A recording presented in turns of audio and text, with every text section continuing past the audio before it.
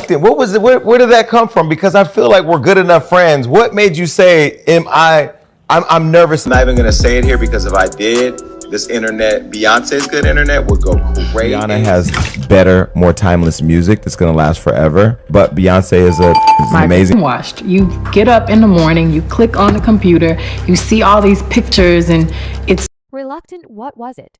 Where did that come from? Because I feel like we're good enough friends. What made you say I'm nervous about doing the show. And I've done a lot, and I'm not even going to say it here because if I did this internet, Beyonce's good internet would go crazy has better. More timeless music that's going to last forever. But Beyonce is an amazing performer. People are so brainwashed. You get up in the morning, you click on the computer, you see all these pictures, and it's all you. Think of my God. What a catastrophe. Jason Lee appears to have become increasingly nasty and bitter as he comes clean about Beyond. In public, you know that event we're trying to book Kelly Rowland. Right now, if I don't get Kelly Rowland, because I say this about then it's going to be a problem then. I'm putting out the receipts I just told you about. Then I'll put those out to the fires that will come up, that I ain't worried, I ain't going nowhere. I'm right now, I'm telling you, I'm not playing this industry game. He gave a few commands before disclosing more. To what extent is this person familiar with Queen Bee? Over a week has passed since Queen Bee was the target of several accusations made by contentious media figure Jason Lee on his program. The Jason Lee program hit. Feelings were hurt, which is how this entire situation began.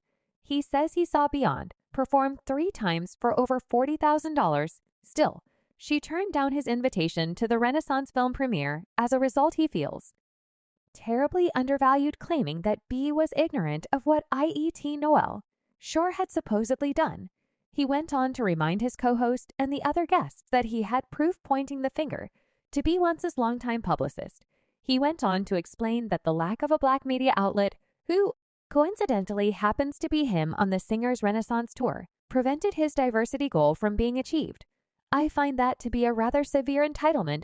We are speaking of the Renaissance tour, which has gained international recognition due to its cultural relevance for the LGBTQ plus and black communities. She was paid more than $600 million for a cross-country tour, which made her the highest paid female musician in history. Even so, Jason Lee, who can't dance, act, or sing, believes Beyonce's performance fell short.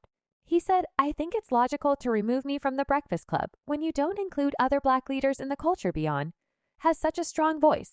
Therefore, it's important to acknowledge act and include other black individuals. Beyonce was made fun of by Jason Lee, who remarked that the founder of Fenty Beauty is more acceptable for the common public and compared her to Rihanna. The blogger's minute-long tie got even more savage after claiming to have information on B1 that the legendary singer wouldn't want on the internet because Beyonce's fantastic internet would go crazy. Only his co-host was able to comprehend what he was saying, since he had covered his mouth with a piece of paper to prevent viewers from seeing what he was saying.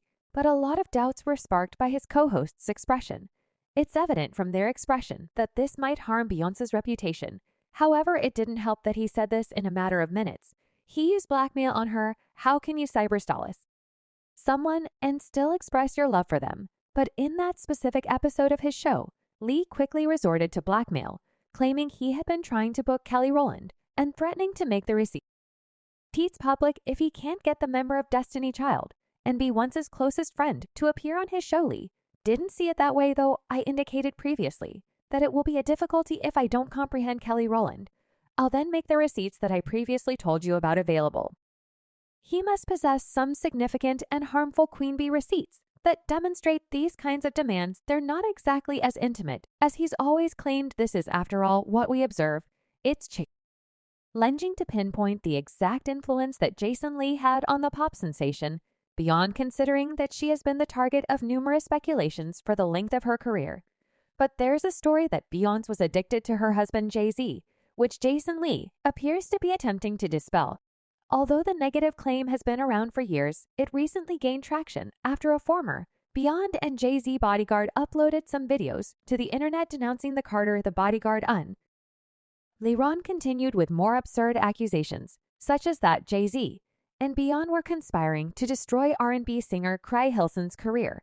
In addition, He claimed that the power couple was a business relationship rather than a true marriage, but in the midst of all the other online claims Beyonce addiction stood out, since it has been a continuous lie. Beyonce's father, Matthew Knowles, was a sorting cheater early in his career. During Girls' Time rehearsals, Knowles' close friend Brian Moore writes in his memoir that Matthew would frequently slip into Tillman's garage and do S or other S, leaving him disturbed, furious, and afraid.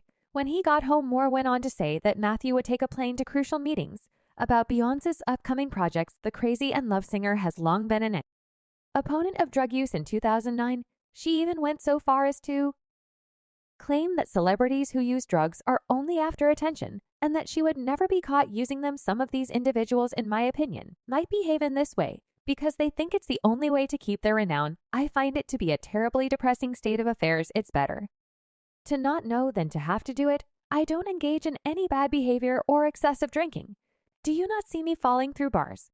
I was not raised like that. That is my identity. However, a few years later, rumors began to circulate suggesting that she was more than simply a simple-minded hypocrite. There has long been disagreement over how much control Queen Bee's husband had over her one name. Keeps coming up, even though it's hard to imagine someone managing in Beyonce's entire career. The only name may mean that those who have been in her closest circle, like Jaguar Wright, have in common is Jay-Z. Reportedly, the well-known pair started dating at the age of 19 after getting together when Beyonce was just 18. Jay-Z was just 30 years old when they first met. Since B and J are 12 years apart in any case, many have always speculated that Jay-Z can control his wealthy wife due to their power dynamics and age difference. According to these allegations, Jay-Z was reportedly interested in Beyonce when they first met when she was 16 years old. It doesn't help that Jay-Z was a longtime young woman predator before to marrying Beyonce, and these are just rumors. To be honest, who could forget the tales that Jay supposedly begged and dating Foxy when she was just 14 or 15 years old. Numerous sources appear to have confirmed Foxy Brown and Jay-Z's underage relationship.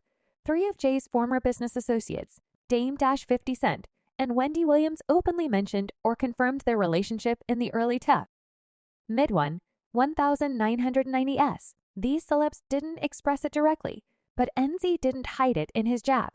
You kept shoving your face into Foxy's ass, which made her sultry. Do you believe that your appearance is the reason you are drawn to ladies these days? If Foxy's own admission is any guide, meeting Jay-Z at the ages of 15 and 18 is insufficient evidence. The rapper said in a long since removed birth message that fans aren't always privy to our most sacred behind-the-scenes activities.